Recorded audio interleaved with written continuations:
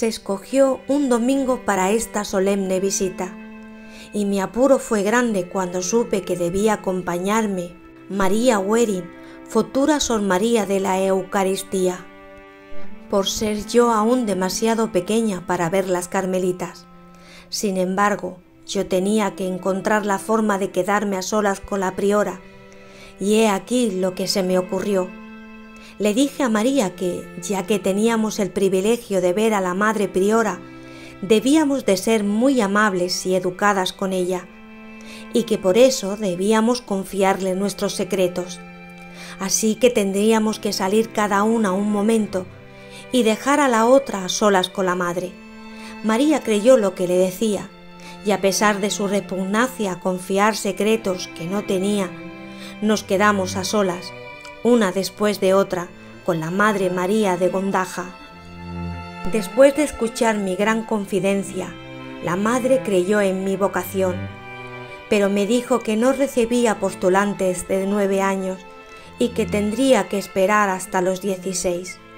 Yo me resigné, a pesar de mis vivos deseos de entrar cuanto antes y hacer la primera comunión el día de toma de hábito de Paulina. Ese día me echaron piropos por segunda vez. Sor Teresa de San Agustín, que había venido a verme, no se cansaba de llamarme guapa. Yo no pensaba venir al Carmelo para recibir alabanzas, así que, después de la visita, no cesaba de repetirle a Dios que yo quería ser carmelita solo por él. Durante las pocas semanas que mi querida Paulina permaneció todavía en el mundo, procuré aprovecharme bien de ella. Todos los días Celina y yo le comprábamos un pastel y bombones, pensando que ya no volvería a comerlos. Estábamos continuamente a su lado, sin dejarle ni un minuto de descanso. Por fin llegó el 2 de octubre, día de lágrimas y de bendiciones, en que Jesús cortó la primera de sus flores, que iba a ser la madre de las que irían a reunirse con ella pocos años después. Aún estoy viendo el lugar donde recibí el último beso de Paulina. Luego mi tía nos llevó a todas a misa, mientras papá subía a la montaña del Carmelo para ofrecer su primer sacrificio. Toda la familia lloraba, de modo que al vernos entrar en la iglesia, la gente nos miraba extrañada, pero a mí me daba igual, y no por eso dejé de llorar. Creo que si todo se hubiera derrumbado a mi alrededor, no me habría dado cuenta. Miraba el hermoso cielo azul y me asombraba de que el sol pudiese seguir brillando con tanto resplandor mientras mi alma estaba inundada de tristeza. ¿Te parece quizás, madre querida, que exagero de la pena que sentí? Comprendo muy bien que no debiera haber sentido tan grande, pues tenía la esperanza de volver a encontrarte en el Carmelo, pero mi alma estaba aún lejos de estar madura y tenía que pasar por muchos crisoles antes de alcanzar la meta que tanto deseaba. El 2 de octubre era el día fijado para volver a la abadía y no tuve más remedio que ir a pesar de mi tristeza. Por la tarde vino tía a buscarnos para ir al Carmelo y vi a mi Paulina querida detrás de las rejas. ¡Ay, cuánto he sufrido en ese locutorio del Carmelo! Como estoy escribiendo la historia de mi alma, debo decírselo todo a mi madre querida, y confieso que los sufrimientos que predecieron a su entrada no fueron nada en comparación con los que vinieron después. Todos los jueves íbamos en familia al Carmelo, y yo, que estaba acostumbrada a hablar con Paulina de corazón a corazón, apenas sí conseguía 2 o 3 minutos al final de la visita, y que por supuesto me pasaba llorando, y luego me iba con el corazón desgarrado.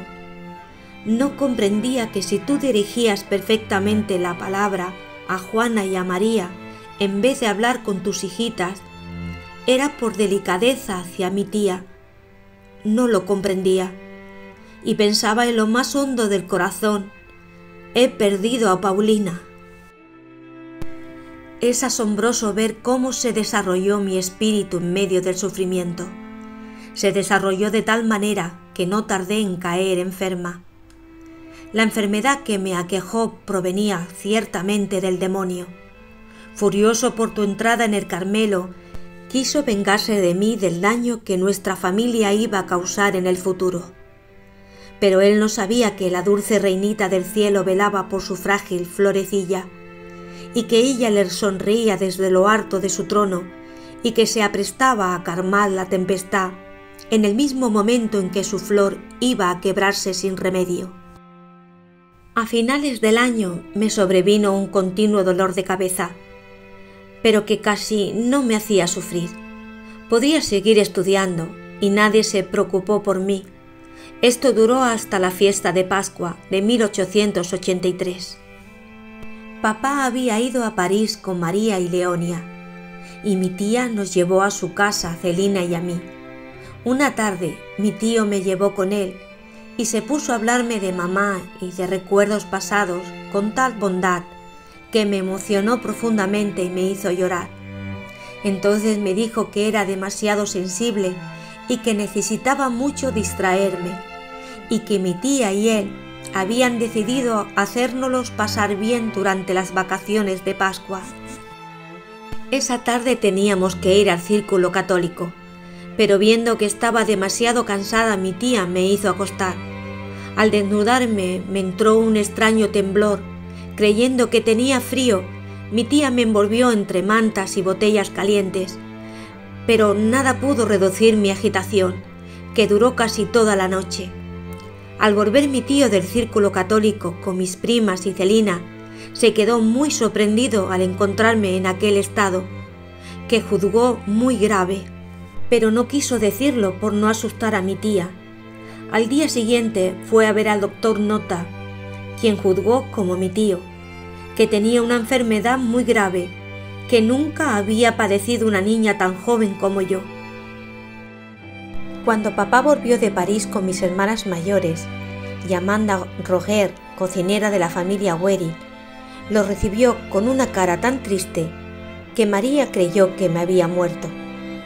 Pero esta enfermedad no era de muerte, sino como la de Lázaro, para que Dios fuera glorificado.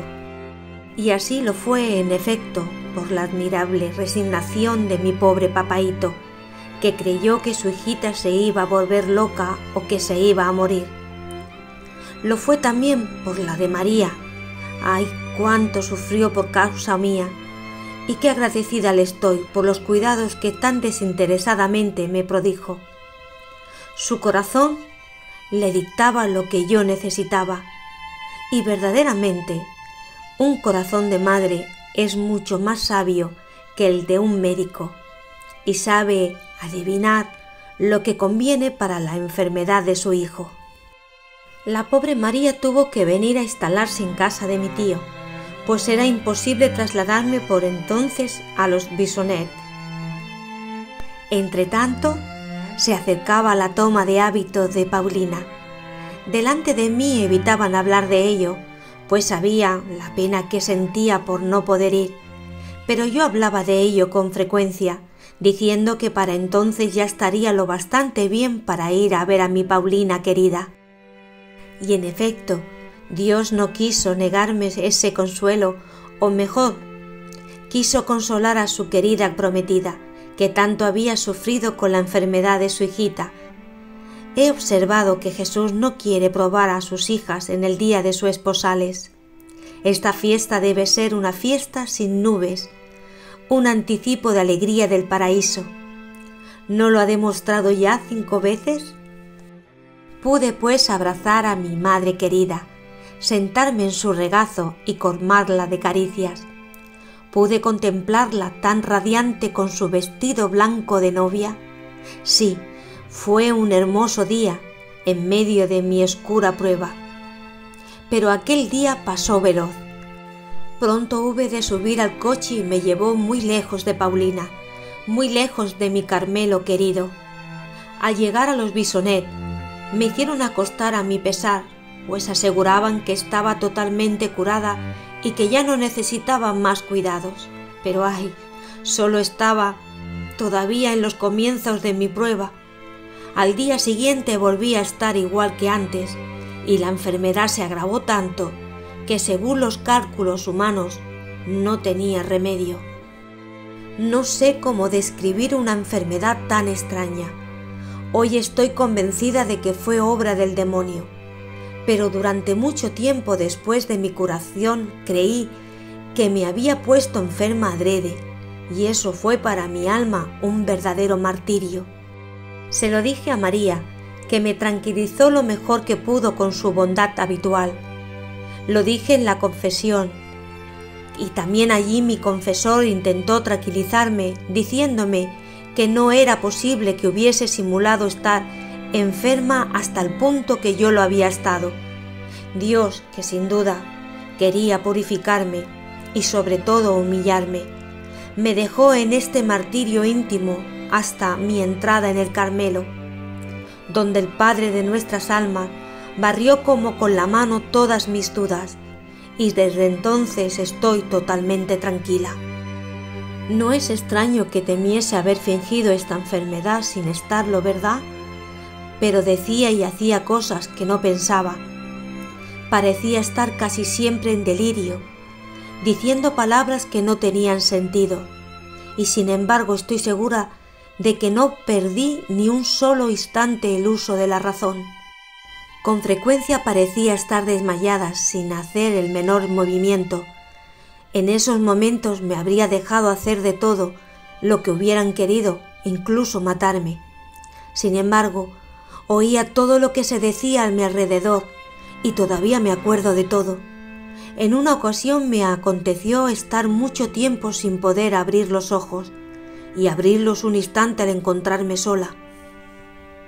Pienso que el demonio había recibido un poder exterior sobre mí, pero que no podía acercarse a mi alma ni a mi espíritu, a no ser para inspirarme grandísimos terrores, a ciertas cosas, por ejemplo, a las medicinas sencillísimas que intentaban en vano hacerme tomar. Pero si Dios permitía al demonio acercarse a mí, me enviaba también ángeles visibles. María estaba de continuo al lado de mi cama, cuidándome y consolándome con la ternura de una madre. Nunca demostró el más ligero enfado, y eso que yo le daba mucho trabajo, pues no soportaba que se alejase de mí. Sin embargo, tenía necesariamente que ir a comer con papá, pero yo no cesaba de llamarla durante todo el tiempo que no estaba. Victoria, que me cuidaba a veces, no tenía más remedio que ir a buscar a mi querida mamá, como yo la llamaba.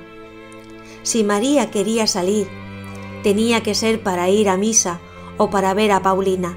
Solo entonces yo no decía nada. Mis tíos eran también muy buenos conmigo. Mi querida tiita venía todos los días a verme y me traía 1000 golosinas. También fueron a visitarme otras personas amigas de la familia, pero yo pedí a María que le dijese que no quería recibir visitas. No me gustaba ver que la gente sentada alrededor de mi cama como rista de cebolla y mirándome como un bicho raro. La única visita que me gustaba era la de mis tíos. No sé decir cuánto creció mi cariño hacia ellos a partir de esta enfermedad. Comprendí como nunca que ellos no eran para nosotros unos parientes cualquiera. ¿Qué razón tenía nuestro pobre papaíto cuando nos repetía tantas veces estas palabras que acabo de escribir? Más tarde él mismo supo por experiencia que no se había equivocado, y seguro que ahora protege y bendice a quienes le prodigaron tan generosos cuidados.